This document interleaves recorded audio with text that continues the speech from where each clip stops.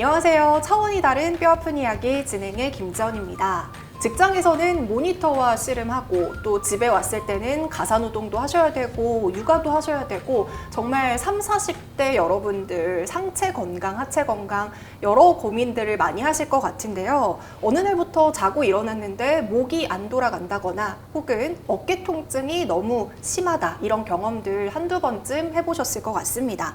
특히나 30대, 40대는요. 본격적으로 우리 몸의 여러 가지 관절에 대해서 퇴행성 변화가 일어나는 아주 중요한 시기이기도 하거든요. 그래서 오늘은 차원 정형외과의 이준규 원장님 모시고 자세한 이야기 나눠보겠습니다. 원장님 안녕하세요. 안녕하세요. 네, 이제 우리가 10대, 20대 얘기들 했었잖아요. 네. 이제 저에게 좀 해당하는 네. 30, 40대 이야기인데 저도 20대 때는 안 그랬는데 갑자기 딱 30대가 되고 나서부터 어깨도 뭔가 쑤시는 것 같고 아 진짜 뭔가 달라졌구나 이런 생각이 들더라고요.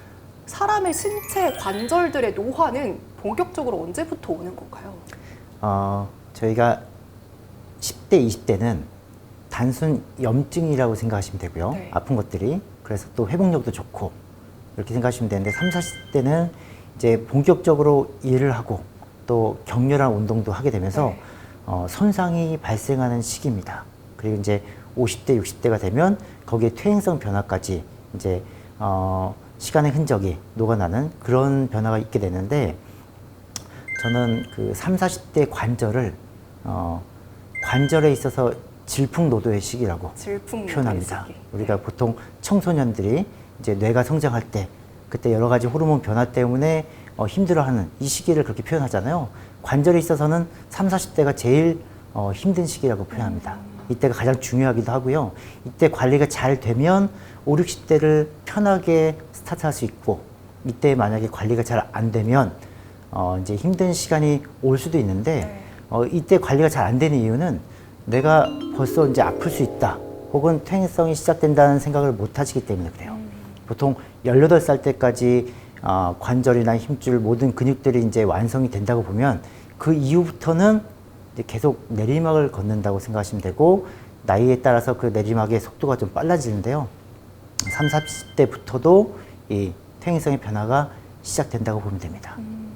그리고 30, 40대는 아무래도 이제 일을 하신 지도 좀 시간이 되셨을 거고 결혼하신 분들이 진짜 육아하시는 네. 분들도 있으실 테고 그래서 여러 가지 직업병이 누적되는 경우들도 네. 많으실 것 같아요. 보통 상체 관련해서 30, 40대 분들은 어떤 질환으로 병원에 가장 많이 오시나요?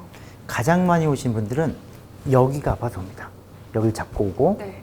이것 때문에 이 어깨 팔꿈치까지 아래로는 위로는 목, 두통, 뭐 안구통 이런 것 때문에 오시는데요. 네. 제가 그 치료를 하면서 살펴봤더니 이 직업군이 우리가 이제 많이 바뀌었잖아요. 예전에는 뭐 이렇게 앉아서 하는 직업이 아니었는데 지금은 전부 이 컴퓨터 책상에 앉아서 컴퓨터를 이렇게 보면서 작업을 하고 집에서 또 핸드폰을 보고 하면서 어깨 자체가 많이 굽어 있어요.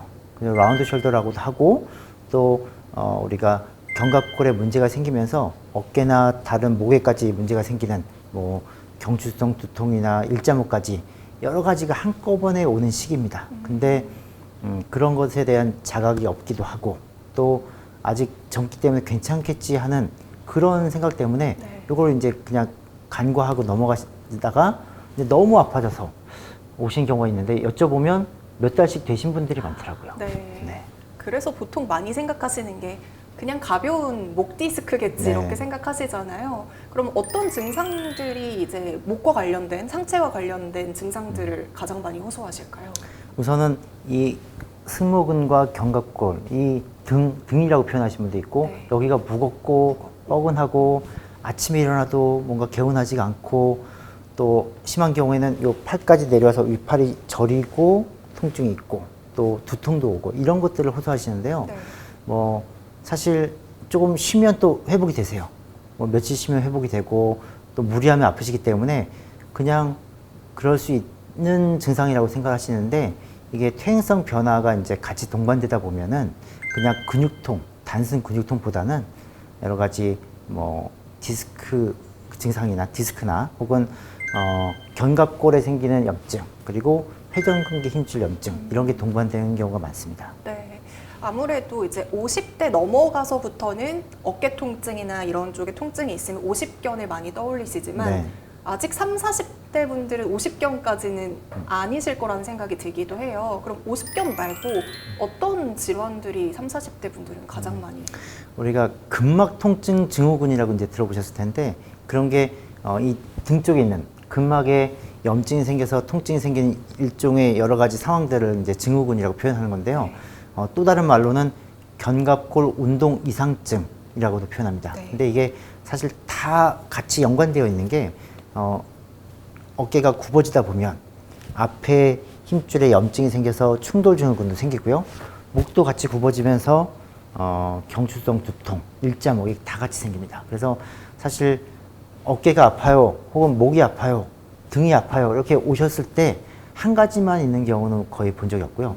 같이 동반돼서 오시기 때문에 그 부위들 아프다고 표현하신 부위 말고도 제가 이런 설명을 드리고 그 동반된 부위들, 원인이 되는 부위들까지 다 치료해 드렸을 때 이제 많이 좋아지고요. 그 다음에는 이제 자세가 중요하기 때문에 자세를 똑바로 하시는 방법, 올바르게 하는 방법, 그리고 스트레칭 이런 걸 가르쳐 드려서 이제 그 이후에는 관리를 하는 게 중요하다고 말씀드립니다. 네. 병원에서 이제 체계적인 치료를 받고 그 이후에는 제 주변에도 그렇지만 도수 치료를 주기적으로 받으러 다니시는 분들도 있더라고요. 이 도수 치료도 괜찮은 방법일까요? 네, 저희가 주사 치료는 특정 부위에 심각한 염증들을 없애주는 데 탁월하고요. 네. 아까 말씀드렸던 근막 통증 증후군처럼 여러 부위에 퍼져 있는 경우는 우리가 또 근막이 염증이 오래돼서 섬유화돼서 단단해진 경우는 우리가 근막을 풀어주고 해주는 그 도수 치료가 도움이 많이 됩니다. 그래서 어느 정도 회복이 된 이후에 혼자 관리하다가 중간에 이전처럼은 아니지만 약간의 통증이 왔을 때는 사실 한두 번만 풀어줘도 좋아지거든요. 그래서 아마 간혹 그렇게 주기적으로 하신다는 게 그걸 또 뜻하시는 걸 텐데 도움이 됩니다. 이게 어깨뿐만이 아니라 30, 40대 분들은 진짜 일도 해야 되고 육아도 해야 되고 뭐 팔목, 팔꿈치 되게 아프신 분들 많으시더라고요. 팔목이나 팔꿈치에 대한 통증을 호소하시는 분들은 어떤 질환 때문일까요? 우리가 이제 마우스를 또 많이 사용하시잖아요. 그리고 이제 키보드를 많이 쓰고 그리고 또 여자분들은 육아를 하시게 되면 원래 사용하지 않던 이 손목의 힘줄들을 많이 사용하게 되거든요. 네. 그래서 특히 이제 출산하시고 육아하시는 분들의 경우에는 이 손목에 있는 힘줄 구획 중에서 요 1번, 2번이 있거든요. 요 힘줄을 원래는 평상시 잘 사용하지 않아요. 우리가 어떤 무거운 물건을 잡는다거나 뭐 힘을 줘서 병뚜껑을 돌린다거나 혹은 아기를 이렇게 머리를 받칠 때 요때 사용하기 때문에 평상시 사용을 많이 안 하던 힘줄을 과사용하게 되면서 네. 이제 건초염들이 생깁니다. 이 건초염이 건초염만 생기는 게 아니라 우리가 아기를 육아할 때 보면 자세도 굽어 있잖아요. 맞아요. 굽어 있으면서 목부터 어깨 그리고 이 힘줄을 받쳐주는 근본적인 힘줄의 그 근본이 되는 팔꿈치 힘줄 여기까지 다 염증이 생겨서 사실은 이렇게 같이 다 세트로 오는 경우가 많습니다. 이게 아무래도 특히나 여성분들은 출산하고 나면 관절이 뭐 다 벌어지고 약해진다는 얘기들이 많잖아요. 네. 얼마나 출산 전후가 관절이 달라지는 거예요? 저희가 이제 산모분들 그리고 출산 후에 아프신 분들도 많이 치료를 하고 있는데 환자분마다 조금 다른 것 같습니다. 뭐 유전적인 힘이나 네. 또 면역력 이런 것들 다른데 이 아기가 점점 커가면서 임신 중에 여러 가지 뭐 인대들이 이제 늘어나거든요. 뭐 그걸 버텨주는 골반의 인대들도 늘어나고 하는데 어느 정도는 늘어났다가 염증이 생겼다가 회복되는 게 정상적인 과정이고 그 과정에서 인대가 늘어나는 정도가 아니라 손상이 된 분들 그런 분들이 이제 통증을 호소하시게 되는데 네네. 보통 본인들이 원래 많이 썼던 부위 있잖아요. 손목이면 손목, 어깨면 어깨, 허리면 허리 이 부위가 가장 먼저 찾아오게 되고요. 빠른 경우는 임신 10주 차부터 이제 허리가 아파서 오신 분들 있습니다. 그래서 본인들이 원래 많이 썼던 부위들이 아프다는 걸 좀 알고 계신다면 미리미리 그 전에도 내가 뭐 운동도 하고 스트레칭도 하고 좀 쉬어주고 하면 또 예방이 될 수 있습니다. 이게 3, 40대가 되니까 또 팔꿈치, 뭐 팔도 팔이지만 저도 가끔 가다가 손이 되게 저릿저릿하고 쥐가 나는 것 같은 네. 느낌이 들기도 하더라고요. 이것도 노화의 증상이라고 봐야 되나요? 아니면 직업병의 일부라고 봐야 되나요? 노화는 저는 노화를 그냥 나이라고 생각하지 않고요. 네. 그 사용한 흔적이라고 생각하거든요. 그래서 뭐 예를 들어서 등산을 많이 하신 분은 40대에도 무릎이 아파지고요. 별로 안 하셨던 분들은 5, 60대에도 덜 아파지는데 꼭 5, 60대가 무조건 무릎이 아프지 않고 40대가 아픈 것처럼 여기도 내가 많이 쓴 분들이 아픕니다. 그래서 어떻게 보면 직업병이라도 볼 수 있고요. 내가 많이 사용한 부위가 아파지는 건 확실하기 때문에 그 본인이 많이 사용하시는 관절 그리고 굽어진 자세 이런 것들을 평상시 좀 신경 쓰신 게 가장 중요합니다. 네.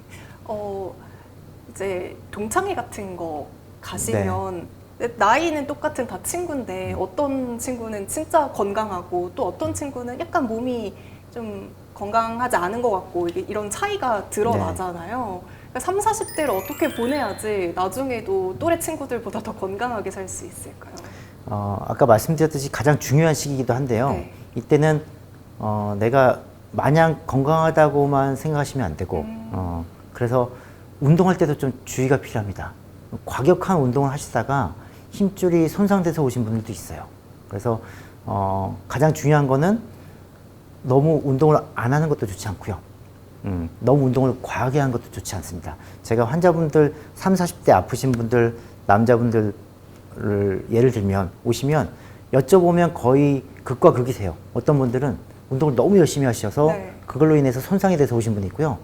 어떤 분들은 굉장히 아프신데 운동하시다가 다쳤나 싶어서 여쭤보면 운동 전혀 안 하는데요? 라고 하신 분들도 많습니다. 그래서 너무 양극단이 많으세요. 네. 그래서 적당히 운동하는 게 좋고요.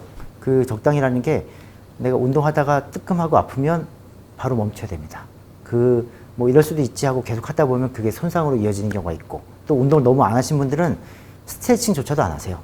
그래서 하루 종일 모니터에서 이 자세로 굽어지는 경우가 많기 때문에 매일매일 스트레칭을 많이 하시고 뭐 주 2, 3회 정도 근력 운동을 적당히 하신다면 사실 가장 이상적인 30, 40대를 보낼 수 있다고 생각합니다. 네.